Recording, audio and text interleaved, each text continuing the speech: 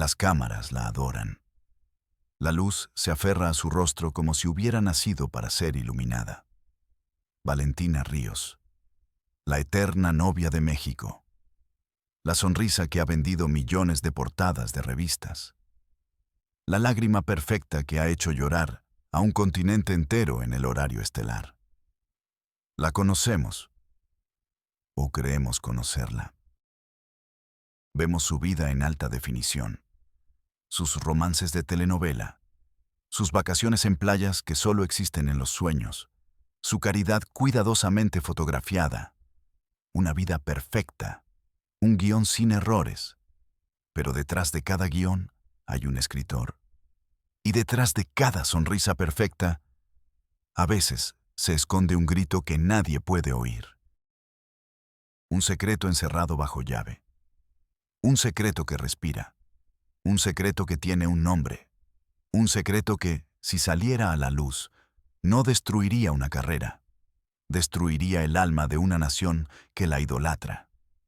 Yo soy Mateo del Valle, y esto es Realidad Prohibida. Esta noche no vamos a hablar de un crimen común. No vamos a hablar de un escándalo de tabloide. Vamos a abrir una puerta que ha estado cerrada durante 20 años. Una puerta detrás de la cual vive una verdad tan monstruosa que el sistema prefirió fingir que no existía. Si tienes el valor de escuchar, quédate. Suscríbete, no por un algoritmo, sino por las historias que deben ser contadas. Activa la campana, para que la verdad, por muy dolorosa que sea, siempre encuentre un eco. Y acompáñame. Vamos a descender al corazón de una de las familias más poderosas del espectáculo mexicano. Y vamos a descubrir lo que se esconde en la habitación del fondo. La historia no comienza con un grito, sino con un susurro.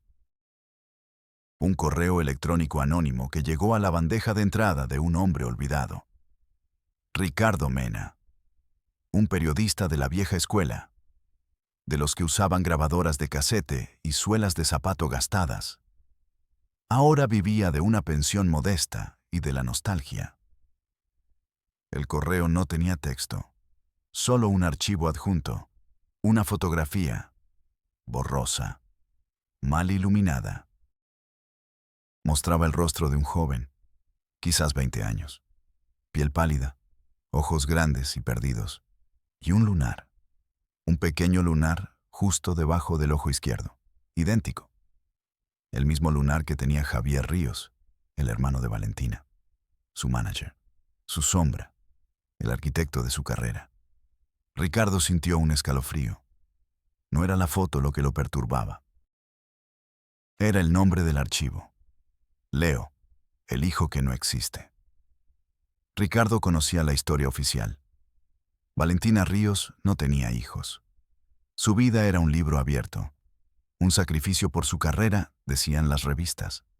Javier Ríos, su hermano, tampoco tenía hijos conocidos. Entonces, ¿quién era Leo? La curiosidad, ese viejo veneno, comenzó a correr por sus venas. Empezó a tirar de hilos invisibles. Llamó a viejos contactos en la prensa. Nadie sabía nada. El nombre Leo Ríos no existía en ningún registro. «Estás persiguiendo fantasmas, Ricardo», le dijo un editor. «Valentina es intocable. Su vida es más limpia que una patena». Pero Ricardo no podía olvidar esos ojos. Eran los ojos de alguien que ha pasado toda su vida mirando por una ventana. Rastreó la dirección IP del correo. Una triangulación vaga. Lo llevó a una zona rural en las afueras de Cuernavaca, un área de fincas de lujo y altos muros. No tenía una dirección. Solo una zona, así que hizo lo que sabía hacer. Fue allí. Pasó días observando, hablando con la gente de los pueblos cercanos, jardineros, repartidores, personal de servicio.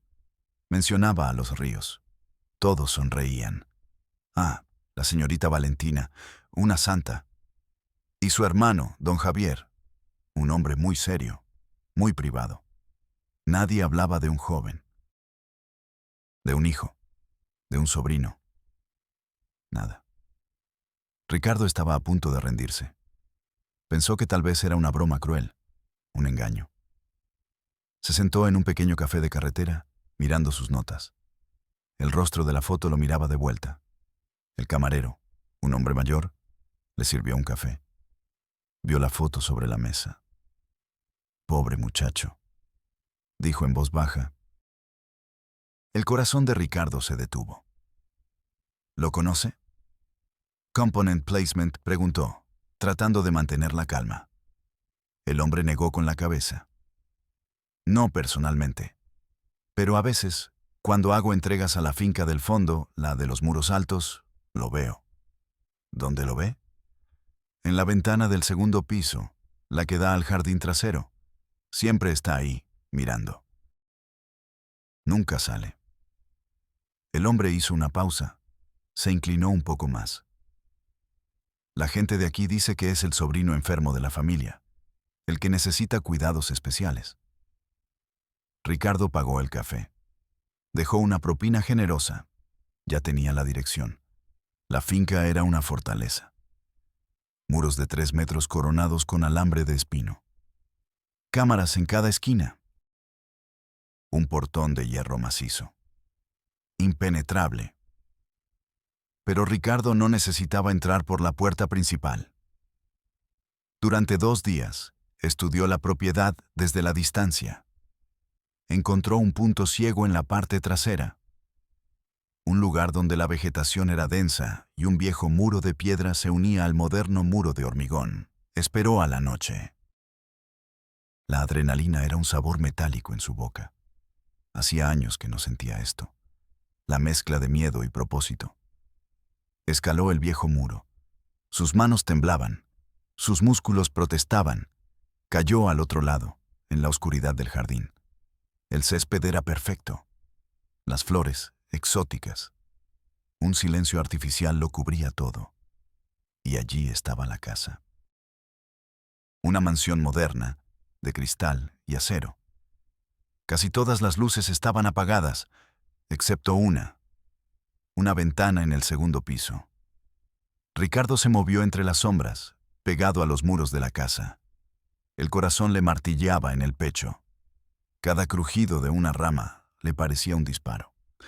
Encontró una escalera de servicio junto a la cocina. Subió, peldaño a peldaño, conteniendo la respiración. Llegó a un pequeño balcón que daba a la ventana iluminada. Las cortinas estaban ligeramente corridas. Se asomó, y el mundo se detuvo. La habitación era más parecida a una celda de lujo que a un dormitorio.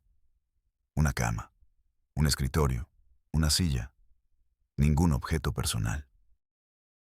Ni fotos, ni libros, ni desorden. Todo era blanco, impecable, estéril.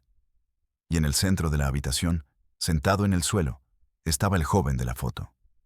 Leo. Tenía un piano electrónico frente a él, de esos con auriculares. No leía partituras. Simplemente tocaba. Sus dedos volaban sobre las teclas. Una melodía compleja, triste, desgarradora. La tocaba con los ojos cerrados, meciéndose ligeramente. Era una belleza dolorosa. El sonido de un alma encarcelada. De repente, la puerta de la habitación se abrió. Ricardo se encogió en el balcón. Su cuerpo se hizo pequeño. Su respiración se congeló en sus pulmones. Era Javier Ríos, el hermano, el manager, el guardián. No dijo una palabra. Entró en la habitación. Se acercó a Leo y le quitó los auriculares. Leo no reaccionó. Siguió moviendo los dedos sobre las teclas en silencio, tocando la melodía en su cabeza. Javier miró a Leo. No con amor, no con odio. Con la mirada de un cuidador hacia un objeto valioso pero problemático. «Es hora de dormir, Leo», dijo Javier. Su voz era plana, sin emoción. Leo no respondió. Siguió con su música silenciosa. Javier suspiró, un suspiro de fastidio infinito. Sacó una jeringuilla de su bolsillo, una pequeña botella. Llenó la jeringa con un líquido transparente. Se arrodilló junto a Leo. Le subió la manga de la camisa. El brazo del joven era pálido, casi translúcido. «Esto te calmará», dijo Javier, y le inyectó el líquido. Leo ni siquiera parpadeó. Sus dedos finalmente se detuvieron. Su cuerpo se relajó. Sus ojos, antes perdidos, ahora estaban vacíos. Javier lo levantó con facilidad, como si fuera un muñeco, y lo acostó en la cama. Le tapó con la sábana. Apagó la luz del piano. Y antes de salir, se detuvo en la puerta y miró hacia la cama. «Buenas noches, hijo», susurró a la oscuridad. Luego corrigió, casi por instinto. «Sobrino». Cerró la puerta con llave. El sonido del cerrojo fue como un disparo en el silencio. Ricardo se quedó en el balcón, temblando.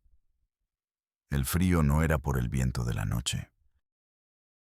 Era un frío que le nacía desde adentro. Un hielo que le recorría la columna vertebral. Había visto la verdad, y era peor que cualquier cosa que hubiera imaginado. Esto no era un sobrino enfermo. Esto era una prisión, una vida entera, reducida a una habitación blanca, un piano silencioso y una inyección para dormir. Bajó de la escalera con el alma en los pies. Huyó de esa casa como si huyera del infierno. Pero la imagen de la jeringa, la mirada vacía de Leo, el susurro de Javier, eso no lo abandonaría jamás. Ahora tenía que entender. ¿Por qué? La respuesta estaba en el pasado, en la historia que nadie quería contar. Ricardo volvió a sus viejas técnicas. Rebuscó en archivos de periódicos de sociales de hace 25 años. Entrevistó a ex empleados de la familia Ríos, maquillistas, choferes, asistentes. Gente que había visto las grietas en la fachada perfecta. Y poco a poco, la historia emergió. No en un torrente, sino en pedazos, fragmentos de un espejo roto. Los Ríos no eran solo una familia. Eran una dinastía. Un patriarca controlador. Una madre obsesionada con las apariencias. Valentina y Javier crecieron en una jaula de oro, aislados, protegidos del mundo. Solo se tenían el uno al otro. Su vínculo era legendario, intenso, demasiado intenso. Una ex asistente personal, una mujer ahora anciana que vivía en el anonimato, le contó a Ricardo. Eran como gemelos, dijo. No podían vivir el uno sin el otro. A donde iba Valentina, iba Javier. Él la protegía de todo, del mundo, de los hombres, de ella misma. La protección se convirtió en control. El control se convirtió en algo más oscuro. Nadie lo dijo con palabras, pero estaba en sus miradas, en sus silencios. Cuando Valentina tenía 19 años, justo cuando su carrera despegaba, desapareció de la vida pública durante casi un año. La historia oficial: agotamiento nervioso, un retiro espiritual en Europa. La verdad era mucho más cruda. Se había encerrado en la finca familiar. 9 meses, el tiempo exacto de un embarazo. El padre de la criatura, la asistente no tuvo que decirlo. Ricardo lo entendió. El horror no era solo el secreto, era el cálculo. La familia se reunió, no para sanar, para controlar los daños. Un aborto era un riesgo. Podía filtrarse. Un bebé era una bomba de tiempo. Un escándalo que destruiría la imagen de la novia de México. Y con ella, el imperio familiar. Así que crearon una ficción, una mentira tan grande y tan bien construida que se convirtió en realidad.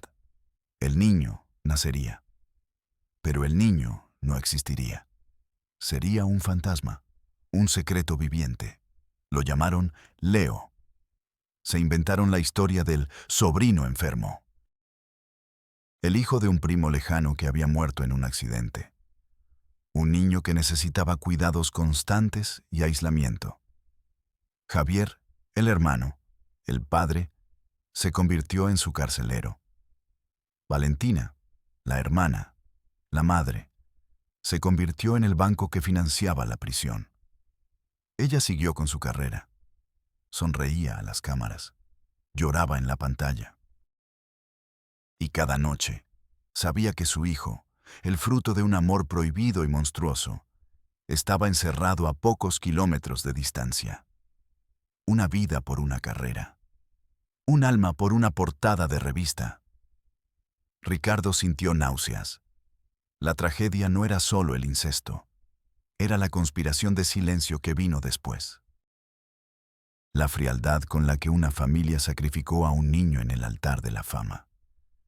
Con las pruebas en la mano, con los testimonios grabados y la foto de Leo, Ricardo supo que no podía publicar la historia sin más.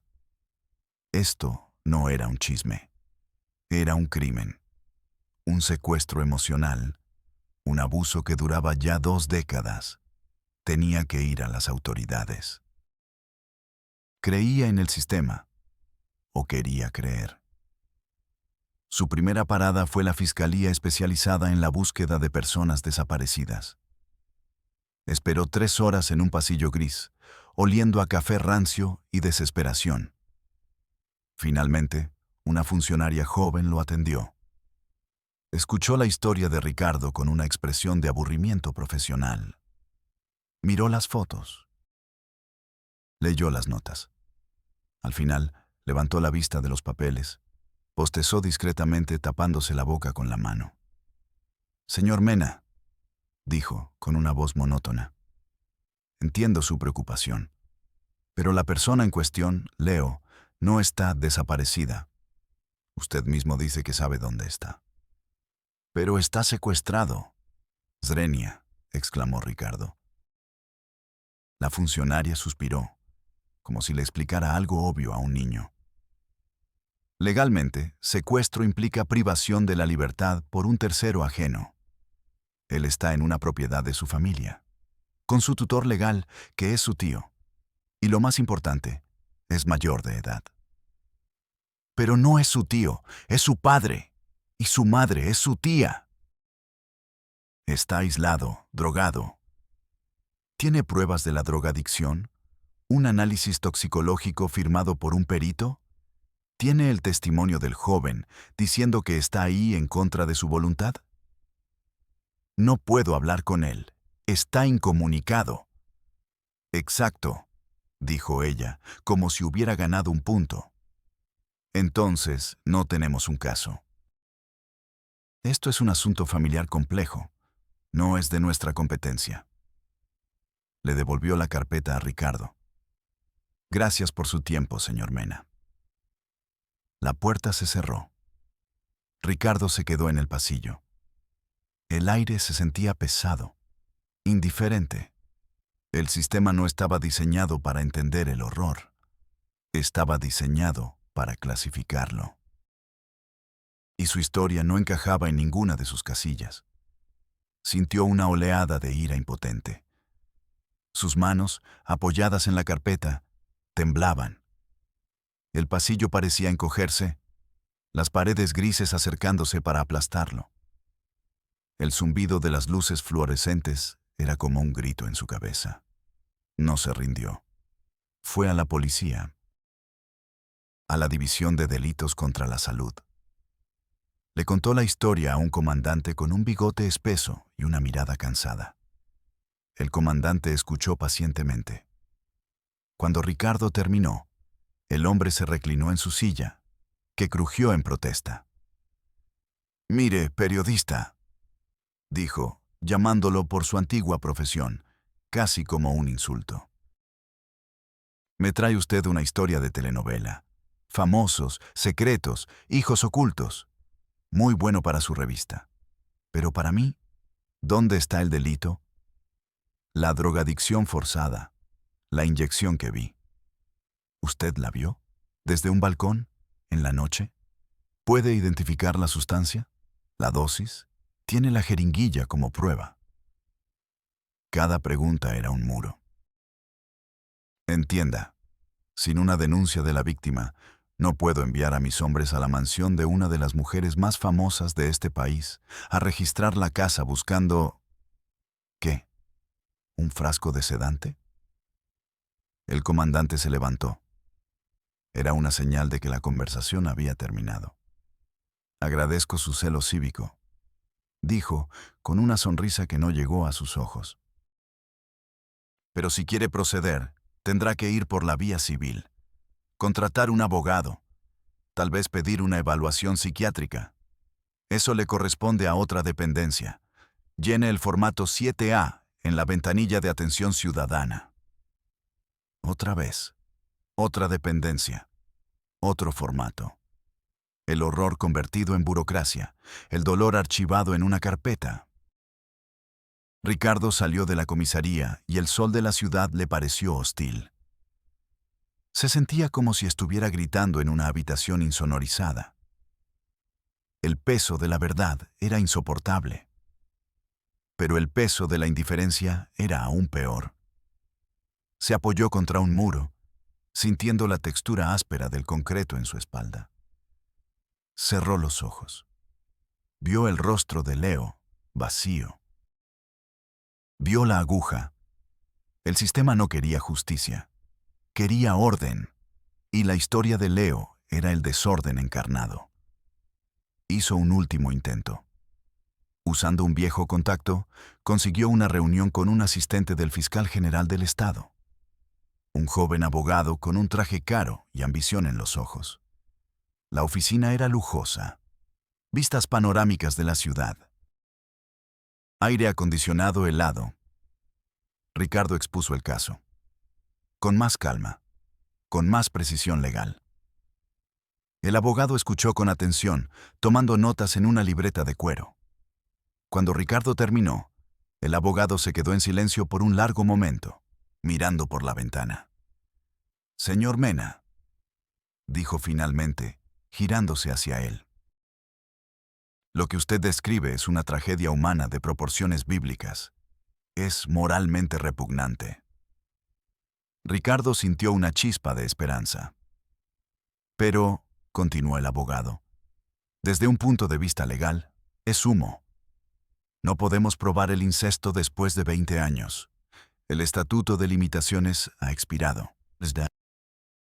No podemos probar la privación de la libertad porque la víctima es un adulto que vive en la propiedad de su familia y nunca ha intentado irse o pedir ayuda. «Porque no puede», Zrenia interrumpió Ricardo. «Una suposición que no podemos probar ante un juez», replicó el abogado con calma. «La drogadicción... Su testimonio como testigo ocular es débil. Se consideraría el de un intruso, un peeping Tom. Cualquier abogado defensor lo destrozaría en el estrado». El abogado cerró su libreta. El sonido fue definitivo. «Mire, señor Mena, aprecio que haya traído esto a nosotros. Pero iniciar una investigación de alto perfil contra la familia Ríos con estas pruebas circunstanciales sería un suicidio profesional y periodístico. Le contrademandarían por difamación y lo destruirían». Se levantó y le ofreció la mano a Ricardo. «Le aconsejo, por su propio bien, que olvide este asunto. Hay monstruos que es mejor no despertar». El sistema no había fallado. El sistema había tomado una decisión. Había elegido proteger a los poderosos. Había elegido la comodidad del status quo por encima de la vida de un joven invisible. Ricardo no estrechó la mano del abogado. Salió de esa oficina sintiendo un frío que ninguna calefacción podría quitar. La justicia tenía un precio, y la vida de Leo no era suficiente para pagarlo. Entonces, Ricardo entendió. Si el sistema no iba a ser la voz de Leo, él tendría que serlo. Si la ley no podía darle justicia, quizás la verdad podría darle una oportunidad. Se sentó frente a su vieja computadora y empezó a escribir. Escribió todo: la foto, el viaje a Cuernavaca, la noche en el balcón, la historia de la familia. el fracaso de las autoridades. No lo escribió con odio. Lo escribió con un dolor profundo. El dolor de un hombre que había visto el abismo y se había dado cuenta de que todos los demás preferían mirar hacia otro lado. La historia se publicó en un pequeño blog de periodismo de investigación. Al principio, no pasó nada. Luego, un medio más grande la recogió. Luego otro. En cuestión de días, la bomba explotó. El nombre de Valentina Ríos estaba en todas partes.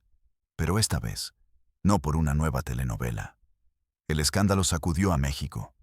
La gente no podía creerlo. No querían creerlo. La novia de México. ¿Una mentira? La familia Ríos emitió un comunicado. Negaron todo. Lo llamaron una calumnia vil de un periodista fracasado y en busca de atención. Amenazaron con demandas millonarias. Pero la imagen ya estaba rota. La sonrisa de Valentina en la televisión ahora se veía diferente. Frágil. Falsa. La gente empezó a mirar sus telenovelas con otros ojos. Veían a la actriz, pero pensaban en la madre. No hubo un arresto. No hubo un juicio. El sistema, hasta el final, se mantuvo al margen. Pero algo cambió. Unas semanas después del escándalo, una ambulancia privada fue vista saliendo de la finca de los Ríos en Cuernavaca. Fuentes anónimas dijeron que Leo fue trasladado a una clínica especializada en Europa, un lugar para víctimas de traumas profundos. Nadie sabe si es verdad. Nadie sabe dónde está Leo ahora. Quizás esté en una habitación blanca en Suiza, en lugar de una habitación blanca en México. Quizás ahora toca un piano de cola en lugar de un teclado electrónico. Quizás la ventana desde la que mira ahora da a los Alpes en lugar de a un jardín mexicano. Pero sigue siendo una ventana. Sigue siendo una prisión. Valentina Ríos no ha vuelto a trabajar. Desapareció de la vida pública. Su rostro perfecto ahora es solo un recuerdo en viejas portadas de revistas. Javier Ríos, el hermano, el padre, el carcelero, también se desvaneció. La casa de Cuernavaca está vacía. El silencio ha vuelto. Pero esta vez es un silencio diferente. Es el silencio que queda después de un grito. Un grito que tardó 20 años en escucharse. Y que fue posible gracias a un hombre que se negó a aceptar que la justicia tuviera un precio. La historia de Leo no es una historia de victoria. Es un recordatorio. Un recordatorio de que los monstruos más aterradores no siempre viven en la oscuridad. A veces viven a plena luz del día, bajo los reflectores, sonriendo a la cámara. Y nos convencen de que su realidad es la única que existe. Soy Mateo del Valle, y nos vemos en la próxima Realidad Prohibida.